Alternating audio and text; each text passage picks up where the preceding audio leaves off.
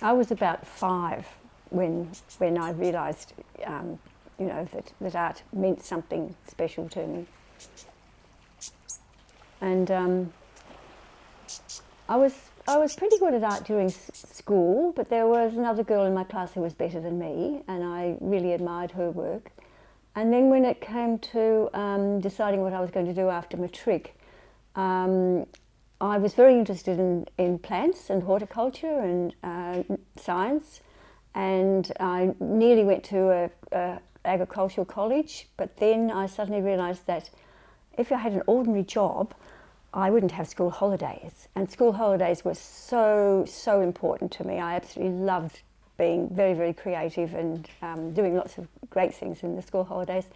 So I decided to be a teacher. So I went to Teachers College. I went to the Tasmanian School of Art and did a diploma of teaching there. And then from then on, of course, I was surrounded by artists and realised that painting was something I really, really loved. It was really, really important to me.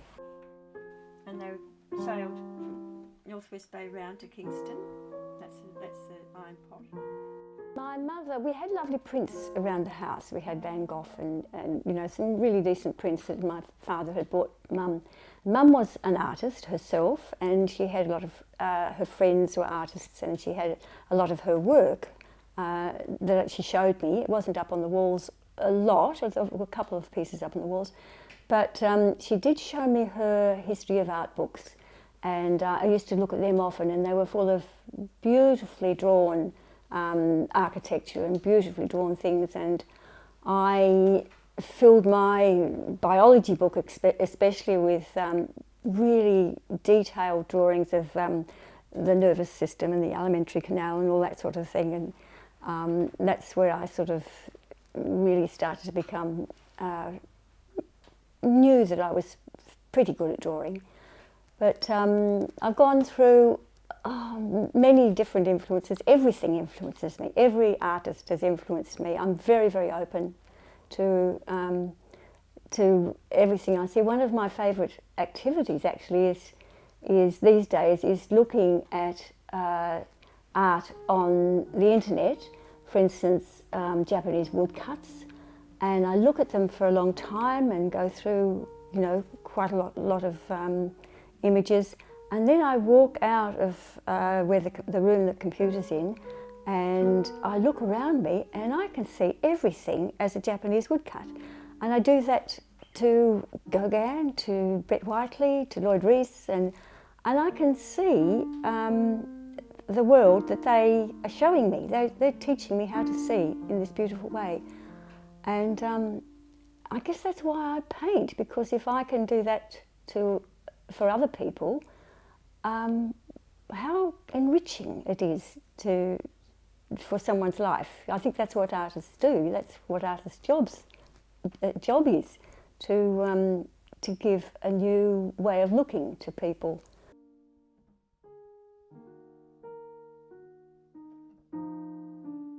First of all, I met my husband in New Guinea, and his contract, I think, was just about finished, and he asked me if I wanted to go to South America. So I said yes. And so I put in my notice. I was lecturing at the Teachers College in Port Moresby at the time. I put in my notice, and the young lady who was to take my place as art lecturer there had just come back from Mexico, and she had just got her master's degree, and which put her salary up to about twice as much as mine, which was already twice as much as I would be getting if I was at home in Australia. So I thought, well, that'd be quite good, and I got my mother to take photographs and send a portfolio over to the college, the art school in San Miguel de Allende, in Mexico, to see if I could be accepted, and I was accepted. So that's why we decided to go to Mexico. My style became, I was suddenly interested in semi-abstracts. My canvases were huge, bright colours. I did a lot of people, I did marketplaces, I did everything that I could see that interests me. I just thought everything was gorgeous. So I was even painting cactuses and canyons, something you wouldn't dare paint back in Tasmania in those days. You sort of, it was very restrictive. You wouldn't do anything that was too feminine, too precious. You wouldn't do bright colours. You definitely wouldn't use green. And I suddenly found I was incredibly free to just paint whatever I liked. And I sold really, really well. My work was very popular.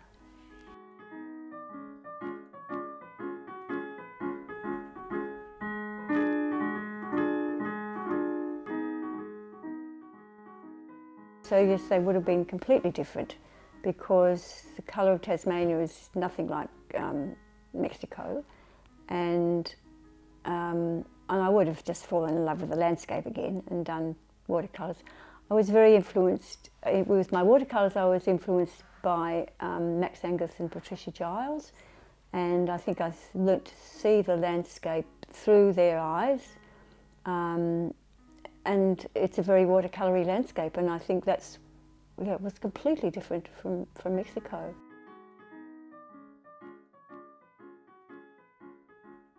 At the moment, I'm very excited about being back at painting, starting to paint again. I'm excited about what might eventuate with my oil painting.